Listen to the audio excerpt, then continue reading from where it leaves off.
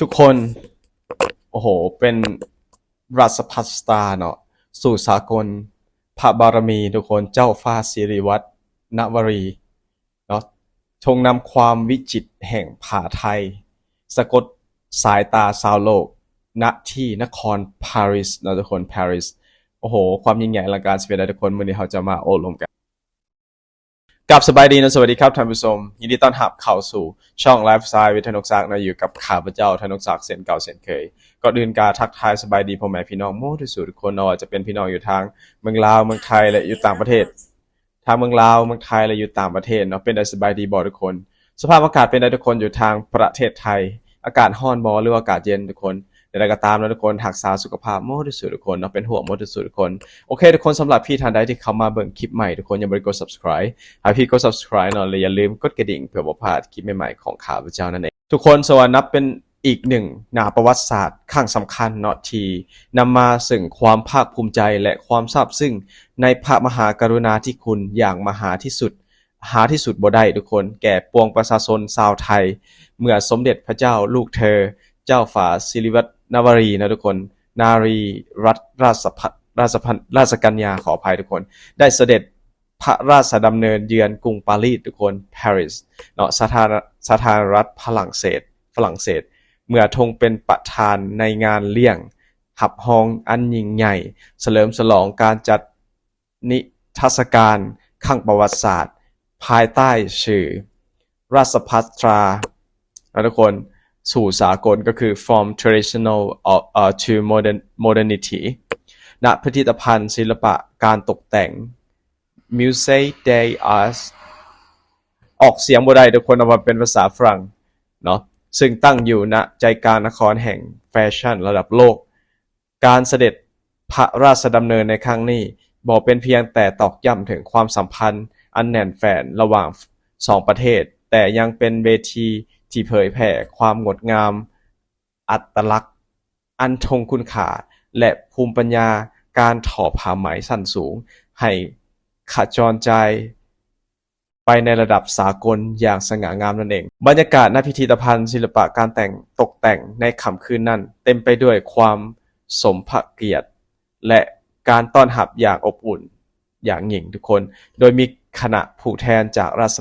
ฐบาลไทยนำโดยนายกอุทินสารวีรกุลรองนายกรัฐมนตรีและรัฐมนตรีว่าการกระทรวงมหาดไทยพร้อมด้วยทนายธานี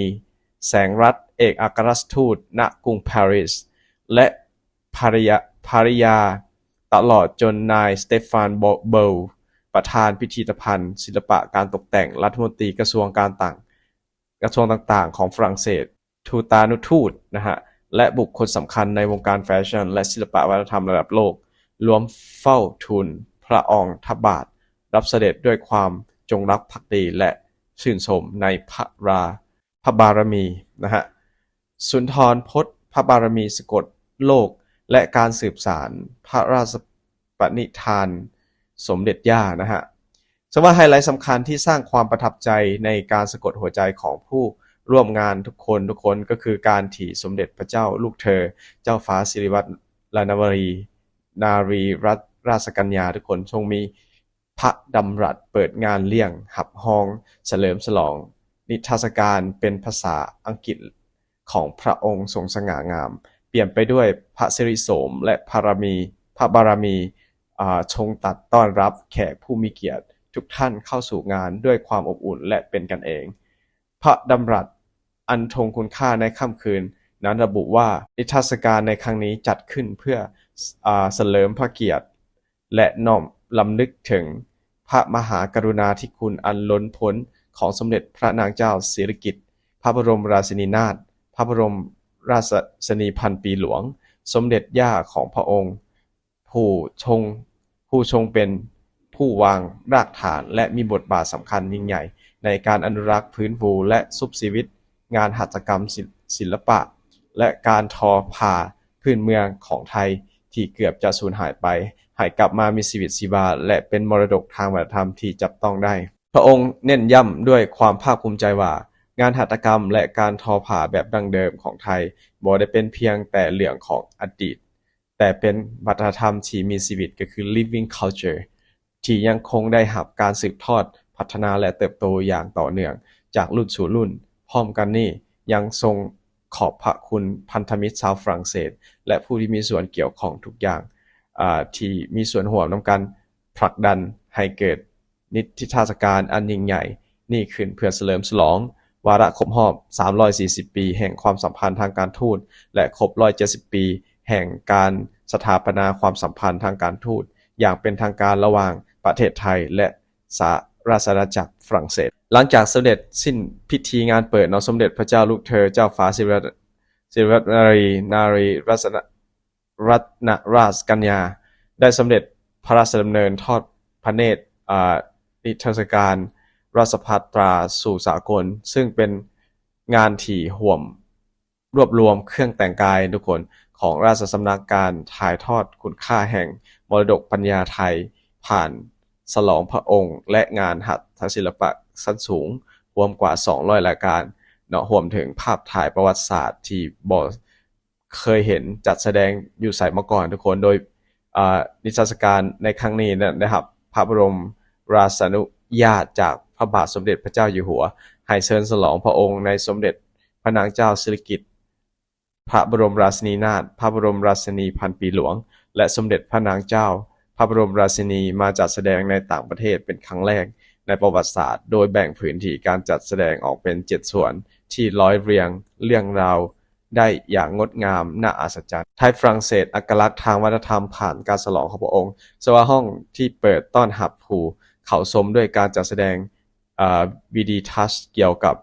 ความสัมพันธ์อันแน่นแฟ้นและยาวนานระหว่างประเทศไทยและประเทศฝรั่งเศสผ่านบทบาทของเครื่องแต่งกายในฐานะที่เป็นสื่อกลางทางวัฒนธรรมและการทูตไฮไลท์เด่นคือการจัดแสดงฉลองพระองค์สุด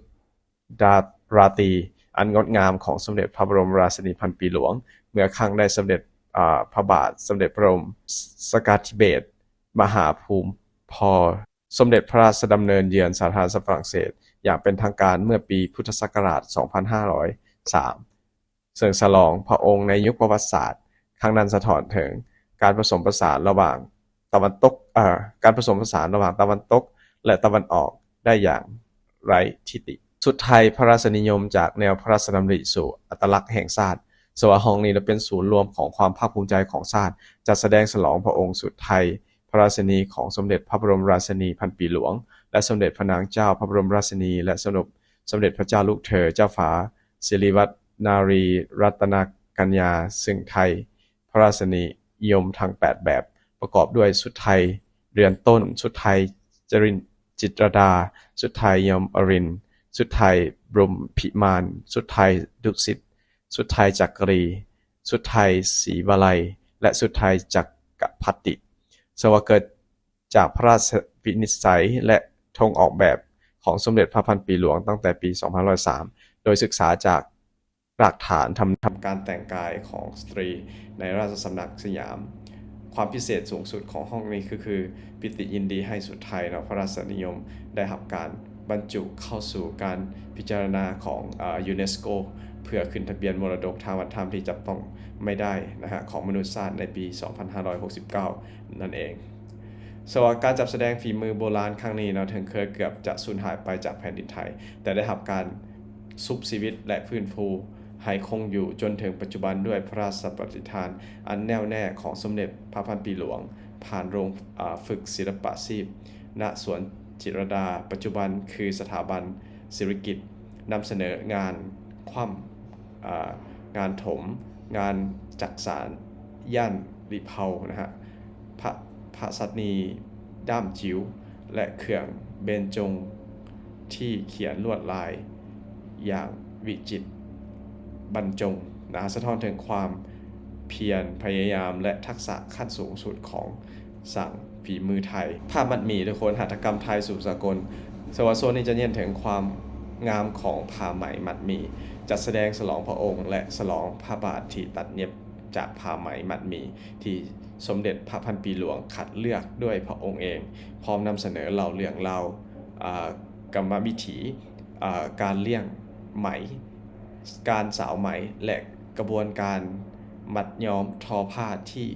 วิจิตรและต้องใช้ความอดทนสูง